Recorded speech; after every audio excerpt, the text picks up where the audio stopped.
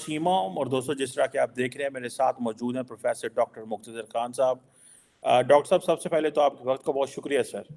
Thank you very much Qamar साहब, बहुत दिनों के बाद आपसे बात हो रही है। जी सर, बहुत आप इंडिया गए थे और उसके बाद अभी बात हो रही है, बहुत सारी डेवलपमेंट्स हुई हैं, लेकिन मैं आज जो एक इम्पॉर्टेंट टॉपिक पे बात करना चाहता हूँ डॉक्टर साहब, वो ये है कि प्राइम मिनिस्टर मोदी जो हैं, उनका टेन्योर सेकंड टर्म जो है वो ऑलमोस्ट ख़त्म हो रही है।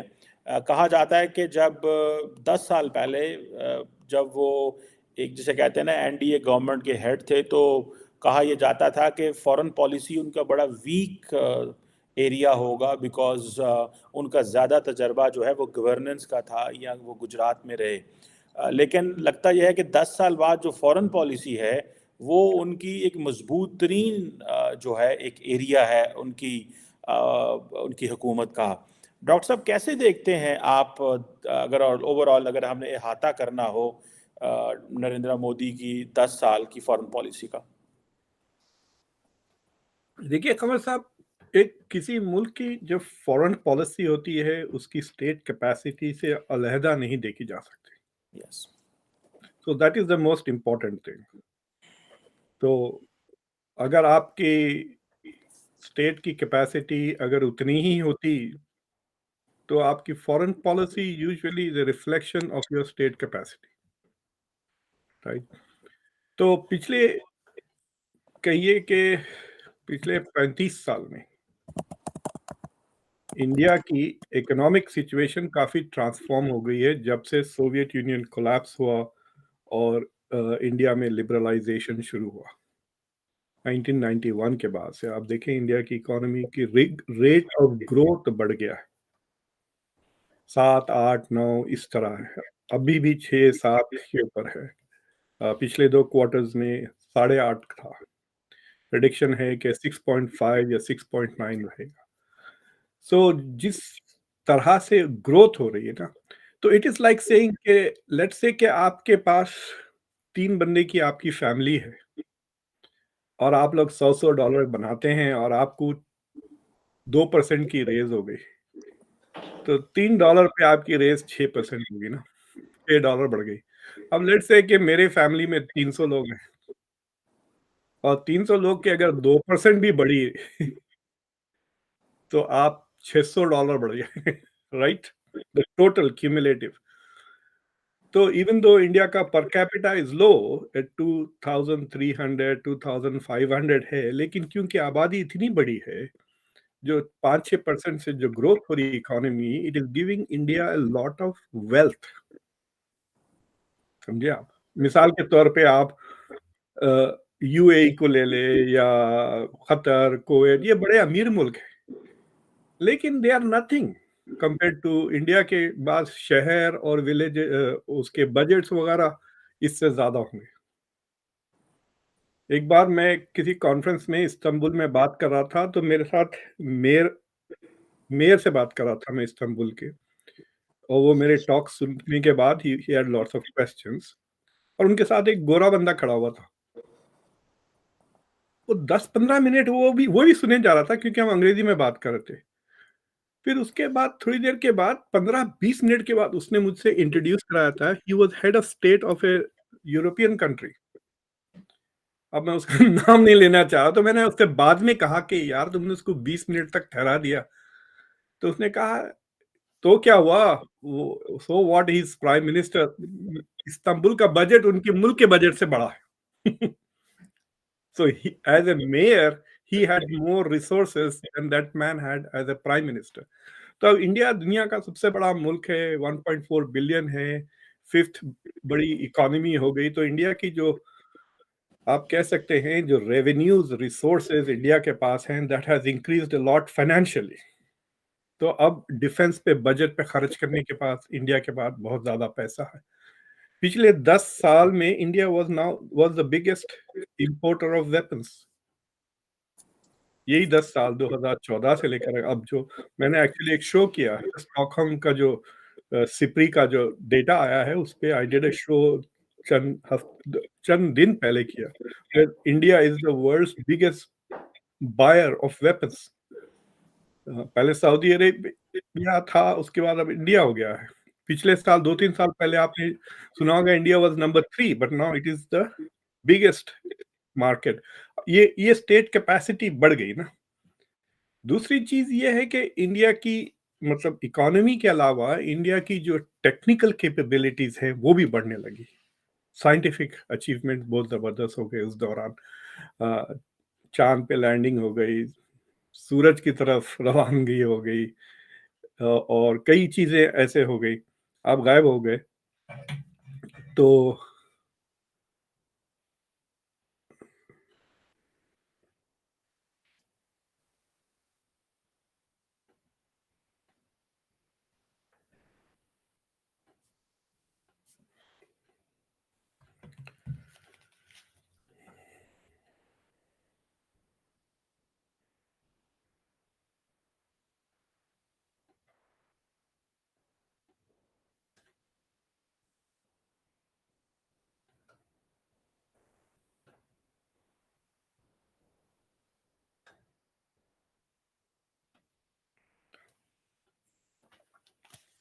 जी डॉक्टर साहब वो लिंक चला गया था बीच में जी। हाँ, तो दूसरी चीज़ ये है कि इंडिया की जो साइंटिफिक कैपेबिलिटीज़ है वो भी काफ़ी बढ़ गई इन दौरान, राइट? और इंडिया का कहिए कि जो ब्रांड इमेज है that has improved a lot significantly. और फिर जियोपॉलिटिक्स भी थोड़ा चेंज हो गई with the rise of China. India की जियोपॉलिटिकल सिग्निफिकेंस बढ़ गई, right? So suddenly people, whether they like India or not, whether they want it or not, they have to deal with India. खासतौर से the creation of the quad को फिर से revive किया, और चाइना की जो अग्रेसिव पॉलिसीज हुई है इंडिया की तरफ, that also has forced India to engage the west. For example America से ताल्लुकात बढ़ गए। और फाइनली चीज़ ये है कि जो प्राइम मिनिस्टर मोदी की गवर्नमेंट है वो कोलिशन गवर्नमेंट नहीं थी, उनके पास एब्सोल्यूट मेजॉरिटी थी, विच मीन्स कि वो जो पॉलिसी चाहते वो बना सकते थे। लाइक नेगोशिएशंस नहीं है विथ कोलिशन पार्टनर्स वगैरह। So all of that has allowed India to pursue. और ये जो गवर्नमेंट है it is not just an ordinary political party ना, ये आइडियोलॉजिकल पॉलिटिकल पार्टी है जो इंडिया को एज अ सिविलाइजेशनल स्टेट देखती है, एंड हैज a vision कि इंडिया का क्या रोल होना चाहिए in the world. So all of that has given a strong purpose to India's foreign policy. Or luckily for them, they also now have the capacity for it. देखिए ये और बात है कि इंटेंशन तो पाकिस्तान के पास भी है सारी हुकूमत दुनिया पे करने की, राइट? लेकिन कैपेसिटी नहीं है। So India now has both. India has the capacity to pursue its goals. तो देख रहे होंगे आप पिछले 3-4 महीने से इंडिया, वो कहते हैं ना, फुल कोर्ट प्रेस किया हुआ है ऑन यूएन रिफॉर्म। तकरीबन रोज कुछ ना कुछ हो रहा है कि यूएन को रिफॉर्म करें, यूएन को रिफॉर्म करें, to get India a permanent position in the UN Security Council. So, in that sense, India has a strong purpose, a strong move. Geopolitics भी इंडिया के फेवर में है, इंडिया की state capacity बढ़ गई है, and then I can tell you कि पिछले 5 साल में India has been very lucky to have somebody like Dr. Jaishankar as the foreign minister. आपने देखो, आप इतना खुल के जो बात करते हैं ना doctor Jaishankar on foreign policy issues, मतलब जो मोदी की क्रिटिक्स है, मैं दूसरे चैनल्स पे भी जाता हूँ जैसा सत्य हिंदी वगैरह पे, जहाँ पर लोग मुझे कहते हैं कि मोदी सरकार में किसी मिनिस्टर को सोचने की इजाज़त नहीं है। They just do what Modi says, and so basically सारा क्रेडिट मोदी को जाता of this foreign policy, Jaishankar को नहीं। But I disagree with that. मतलब जो मैं देखता हूँ, जैसा मैं ब्लिंकन को देखता हूँ, Blinken is not less competent, but it clearly looks के ही इज़ लेस अथॉरिटेटिव जब वो बात करते हैं। राइट? लेकिन जिस अथॉरिटी से डॉक्टर जयशंकर बात करते हैं ऑन मेनी मेनी इश्यूज, वो नोट्स वगैरह भी नहीं लेके आते हैं। आपने देखा म्यूनिक कॉन्फ्रेंस में वैसे ही बैठे थे, and the way he was talking about India's position on the middle east for example. So I have a feeling कि ये सारी चीजें ना, कई डक्स इन अ रो आ गए state capacity, geopolitical scenario, India की ज़रूरत पड़ गई है वेस्टर्न मुल्कों को, फिर इंडिया की इकोनॉमी बूम होने लगी है, इंडिया की मार्केट इज़ नाउ टेम्प्टिंग ना, तो China is pulling the world towards India, the rise of China, और इंडिया की economy is also pulling people towards India. आपको याद है बोरिस जॉनसन के मुँह से राल टपक रही थी to do a free trade agreement with India जब वो आए थे। जॉर्ज शूल्स जब आए वो कहते हैं ये तो मेरी ज़िंदगी का सबसे बड़ा मकसद है कि I will take it personally to expedite free trade agreement with EU. अभी वो जो ईएफटीए के साथ अभी इतना बड़ा डील हुआ जिसमें $100 बिलियन का।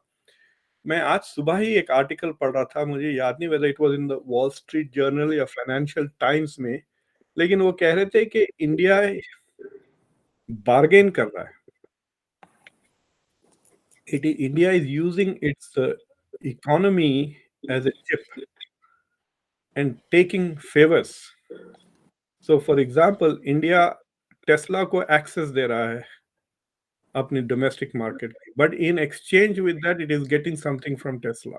जैसा अब ये ईएफटीए का जो फ्री मार्केट डील हुई, उसमें उनसे $100 बिलियन का कमिटमेंट लिया इन्होंने इन्वेस्टमेंट के लिए, राइट?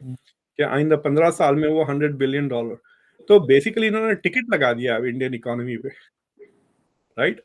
आके जैसा कि जो एग्जीबिशंस पे नहीं होते, आके अपनी स्टॉल लगा ले लेकिन एंट्री टिकट जरूर बेचे। So that is what all of this has come together for India in a very good way. So you can say कि ये जो decade रहा है from a foreign policy perspective, it has been the most successful in many decades for India.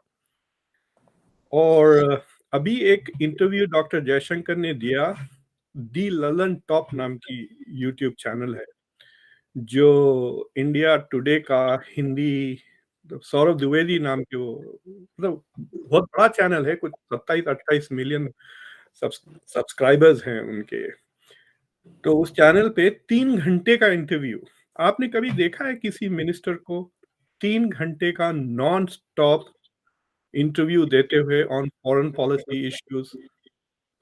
हो सकता है कि negotiations हुआ हो पहले कि आप ये सवाल नहीं पूछेंगे, वो सवाल नहीं पूछेंगे, बट वो सौरभ इतना बड़ा शीट एग्जाम के लेके नहीं आते, इतने 10-15 पेजेस की डॉक्यूमेंट वो शीट्स लेके बैठे थे। So he was going from topic to topic, लेकिन हर टॉपिक में 5-5 6 सवाल थे उनके। तो when he talked about India Sri Lanka, उसमें 5-6 सवाल थे। फिर जब वो इंडिया चाइना, उसमें 10-15 सवाल थे। तो इस तरह से पहले 45 मिनट्स तो पर्सनल लाइफ थी, लेकिन उसके बाद सवा 2 घंटे was just about India's foreign policy. और वो इंटरव्यू मैंने देखा, और ऐसा एक सिमिलर इंटरव्यू डॉक्टर जयशंकर ने गीता प्रकाश के साथ भी किया था। वो भी कुछ 1.5 घंटे का था, जिसमें he lost his temper also China के सवाल पर ना। तो what was interesting to me is, मतलब I knew about his life वगैरह, लेकिन वो जो 45 मिनट का जो इंटरव्यू हुआ सौरभ के साथ, जो फर्स्ट 45 मिनट्स, उससे ये पता चला कि इंडिया की जो पिछले 30-40 साल के जो सारे मेजर फॉरेन पॉलिसी चीजें हुई हैं, इश्यूज कहिए या इवेंट्स, उन सब में doctor Jaishankar was involve. Sri Lanka का जो मसला था, ये वहां पे गए थे इंचार्ज बनकर। मालदीव्स में जो हुआ कू, जयशंकर वाज देयर। चाइना में he was ambassador. Career start हुआ रशिया के साथ। और मजे की बात यह है कि जो, अगर आप मुझसे पूछें कि सबसे बड़ा फॉरेन पॉलिसी का जो चेंज मेकर क्या था, वो इंडिया और यूएस की न्यूक्लियर डील। 2005 की। हाँ, जो सैंक्शंस खत्म हो गए, अमेरिका के जो सैंक्शन लगे थे इंडिया पे, and it all change, right? और बिकॉज अमेरिका का रवैया इंडिया की तरफ चेंज हो गया, सारे दूसरे मुल्कों, उसमें उस डिस्कशंस में जो जॉर्ज बुश के साथ प्राइवेट मीटिंग हुई थी, उसमें भी डॉक्टर जयशंकर थे। ये 2005 की बात कर रहा हूं आपको। फिर 2014 में जब नरेंद्र मोदी जीत के आए इलेक्शन, पता है आपको नरेंद्र मोदी के ऊपर तो बाकायदा मतलब उनको वीज़ा बैन वगैरह लगा हुआ था अमेरिका का। फिर America had to change his position कि अब ये तो प्राइम मिनिस्टर बन गए हैं इंडिया के। तो one of the signals America का ये था was to invite Narendra Modi to the US and then Obama खुद इंडिया आए रिपब्लिक डे सेलिब्रेशन। आप फिर गायब हो गए, बट आई विल कंटिन्यू। तो ओबामा जो आए उसमें भी doctor Jaishankar was at that time the ambassador to the US and he played a big role in that. फिर उसके बाद से तो पिछले आप कह सकते हैं कि 5 साल में तो all major events he is been supervising, G20 ले लें, SCO ले लें।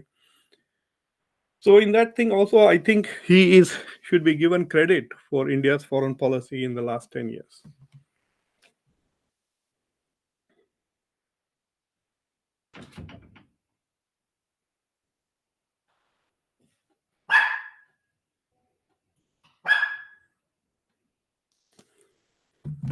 Sultan, you can't be on the show.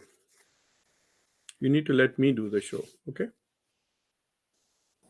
Ji doctor साहब, आई थिंक वो कोई इस सॉफ्टवेयर में कोई इशू हो गया था। बहरहाल यू वर टॉकिंग अबाउट 2005 का वो जो न्यूक्लियर था, उसमें एंड देन जन प्राइम मिनिस्टर मोदी 2014 में आए तो उस वक्त आप कह रहे हाँ, थे। 2014 में जब प्राइम मिनिस्टर आए थे उनके ऊपर तो मतलब वीजा वगैरह कैंसिल अमेरिका ने लगाए हुए थे ना, तो वो सारे रीपोजिशनिंग जो अमेरिका ने की उसमें डॉक्टर जयशंकर का बहुत बड़ा रोल था।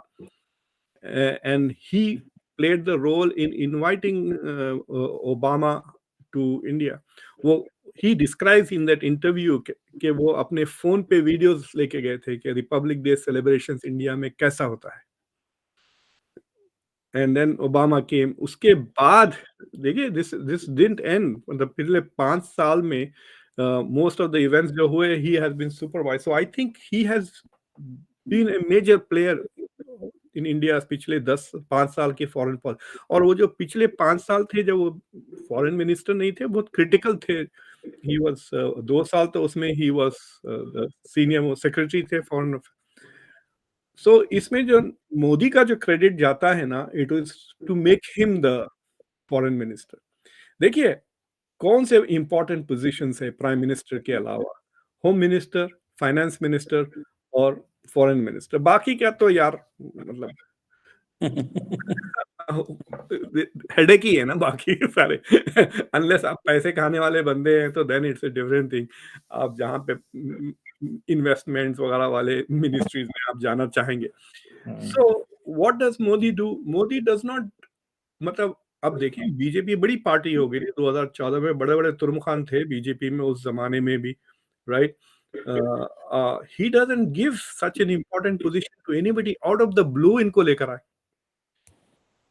एक दिन स्वेरिंग इन सेरेमनी से 2-3 दिन पहले तक खुद जयशंकर को नहीं पता था कि he is going to be invited to become the foreign minister. सिवाय उनकी बेगम के और किसी को नहीं पता था। On the day of the swearing के वक़्त उनके बेटा खुद जो वहाँ पे ऑडियंस में था, he was surprised. So I think that was Modi's contribution के he picked the right people for this position. अगर कोई ऐसे-वैसे ज़्यादा फर्स्ट, मतलब सुषमा स्वराज की लोग बहुत तारीफ़ करते हैं, but I don't think they were in the same league at all. मतलब खुद Jaishankar explains it in a very good way कि इट इज़ लाइक सेइंग कि भई आप वो हर्षा भोगले की मिसाल लेते हैं ना, कि हर्षा भोगले ने क्रिकेट नहीं खेली लेकिन कमेंट्री तो बहुत अच्छी कर लेते हैं। हम्म। लेकिन जो बंदा क्रिकेट खेल के आया है उसकी कमेंट्री में बहुत फ़र्क होता है। जब सुनील गावस्कर जब करते हैं, ना सिर्फ he is providing you lots of interesting experience कि फास्ट बॉलर्स को कैसा खेलते हैं, मैं मार्शल को ऐसा खेला था, व्हिच इज़ वेरी डिफरेंट ना। लेकिन उसके अलावा अथॉरिटी भी आ जाती है बंदे की बोलने में, because he has done it. So Jaishankar, because he was both a diplomat and now a foreign minister, I think he's very critical to Indian foreign policy. India is lucky to have him. मेरी opinion में he is the best foreign minister in the world today. मुस्लिम दुनिया में एक बंदा नहीं है ऐसा, एक भी नहीं। और I can't even think of any major person पिछले 1-2 लोग मशहूर हुए थे, आपके एक बंदा था, एक नाम भूल रहा हूँ उसका, एस खान क्या नाम था उनका? एक पोलो-वोलो खेलते थे वो। उम, अ, फॉरेन मिनिस्टर भी थे। तो ऐसे 2-3 लोग करिस्मेटिक ज़रूर थे, but they didn't have a long term impact, क्योंकि जयशंकर का impact is not just on India's foreign policy, उनका इम्पैक्ट इंडिया-यूएस रिलेशंस पे भी है। इंडिया के जो ताल्लुकात है रशिया के साथ, all of this is very important. अब आप देखिए इंडिया में पिछले चंद दिनों महीनों से कहिए कि एक इंटरनेशनल फेस्टिवल चल रहा है। रायसीना डायलॉग हुआ था, तो हाँ, इतने लोग आए। इनफैक्ट अभी भारत राइजिंग बोल के इवेंट चल रहा है जिसमें जॉन मीयरशाइमर अ, हाँ जी। हाँ, वो पाल्की शर्मा जो है शी इंटरव्यूड मीयरशाइमर कल, और आज मैं देख रहा था पोम्पेयो को इंटरव्यू कर रही थी, राइट? तो दीज़ आर पीपल, अगर आप 5-10 साल पहले इनको बुलाते वो नहीं आते।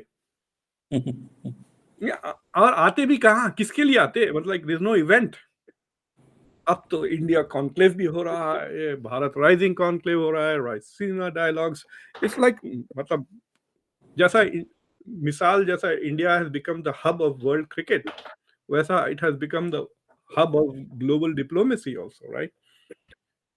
So that is how I see Indian foreign policy. It is a reflection of India's rising stature in the world और rising state capacity.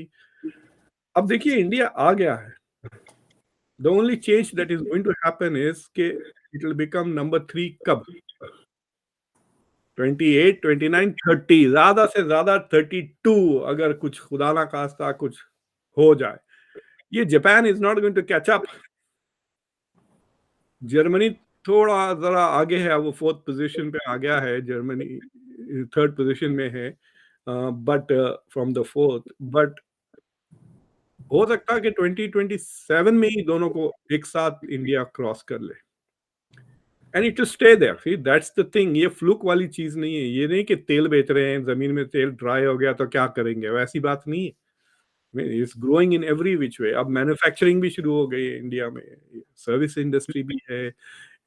इंडिया की देखिए दुनिया में बहुत कम ऐसे कंट्रीज़ हैं whose economic growth is driven by domestic consumption। देखिए Germany domestic consumption के बेसिस पे डूब जाएगा, बगैर एक्सपोर्ट के। हुँ, हाँ, जर्मनी तो यूरोप को खा गया है ना, सारी चीज़ें बेचते, मैं अभी नॉर्थ मैसेडोनिया गया था चंद महीने पहले, तो वहाँ पे सारे प्रोफ़ेसर जिनसे भी मिला वो मुझसे मदद माँग रहे हैं अमेरिका आने की। और जब मैं बाहर उनके साथ खाने में जा रहा हूँ, तो वो पोर्श चला रहे हैं या बीएमडब्ल्यू चला रहे हैं। मैं बोला, "यार, मैं तो निसान चलाता हूँ, तुम यहाँ क्यों आ रहे हो? तुम तो यहाँ स्टाइल में।" ही सेड, "नहीं खान साहब, 100 मील चले, 100,000 माइल्स है गाड़ी के ऊपर। Macedonia is the second hand car market." यार जर्मनी में जब कार पुराने हो जाते हैं, वहाँ लाके बेच देते हैं। सो जर्मनी अपनी नई चीज़ें भी बेच रहा है यूरोप में, पुरानी चीज़ें भी बेच रहा है, right? So but it is a export driven economy. Hmm, international trade कम होगा, इसलिए इसकी ग्रोथ कम हो गई because of the war. India is not like that. India, America और चाइना, ये सिर्फ़ 3 मुल्क हैं, जो खाली अपनी डोमेस्टिक डिमांड के बेसिस पे दे चल सकते हैं। हुँ, समझे आप? क्योंकि they have such huge markets ना। इंडिया में भी 300-400 मिलियन की मार्केट है। In fact India now has the biggest middle class market in potentially ना। हुँ, तो अब इनकी आदतें खराब होने लगेंगी, ब्रांड ये खरीदने लगेंगे, लाइफ़स्टाइल बढ़ने लगेगा, तो then they will do, right? So it will grow. If it is manufacturing at home तो ट्रेड डिपेंडेंट नहीं रहेंगे। लेकिन जो दूसरे सारे इकोनॉमीज़ हैं, they are all trade dependent. Hmm, hmm. बड़ी ये आपने अच्छा कंपैरिज़न ड्रॉ किया इंडिया, चाइना, अमेरिका का in terms of the number of the population और बाकी जो जर्मनी है they can't that is an export driven economy अगर वो जो बनाते हैं वो एक्सपोर्ट करना ही पड़ेगा उनको, खुद तो पॉपुलेशन उस तरह है नहीं है। डॉक्टर साहब हालाँकि ये हमारे जो स्टेट्स हैं ना, टेक्सास, कैलिफ़ोर्निया, इनकी हुँ, इकोनॉमीज़ बड़ी हैं जर्मनी से। जर्मनी सिर्फ़ $4 ट्रिलियन की है। कोई बड़ी इकोनॉमी नहीं है वो।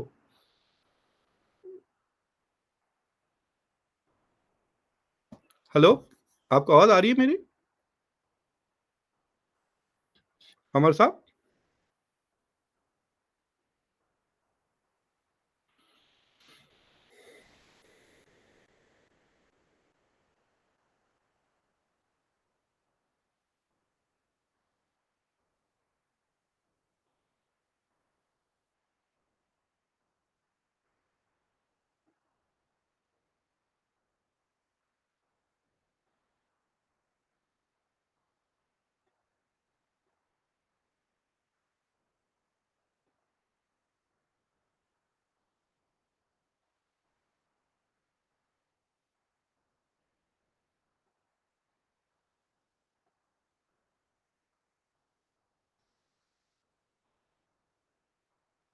जी डॉक्टर साहब, वो पता नहीं डिस्कनेक्ट क्यों हो रहा है, आई थिंक कोई इंटरनेट का। मैं जो सवाल करना चाह रहा था वो एक आपसे। बात बता रहा था कि कैलिफ़ोर्निया की जो इकोनॉमी है वो $4 ट्रिलियन की है और जापान 4.2 है। तो it's not a very big thing, तो इंडिया विल बिकम वे बिगर इनसे, नहीं तो बहुत बढ़ जाएंगे। ये 4 से 10 और इंडिया 4 से 10 will reach much faster than Germany will reach from 4 to 10। और दूसरी चीज ये है, इनके सारे पॉपुलेशंस श्रिंक हो रहे हैं, बूढ़े हो रहे हैं, वेलफेयर स्टेट्स हैं। और अगर आप डेट टू जीडीपी रेशियो देखें, चाइना का 300% हो गया है, अमेरिका का 200 से ज्यादा हो गया है, 1.3। जापान का भी बहुत ज्यादा है, इंडिया इज नॉट। इंडिया अभी कुछ 80-82% है, so India is in a very good shape.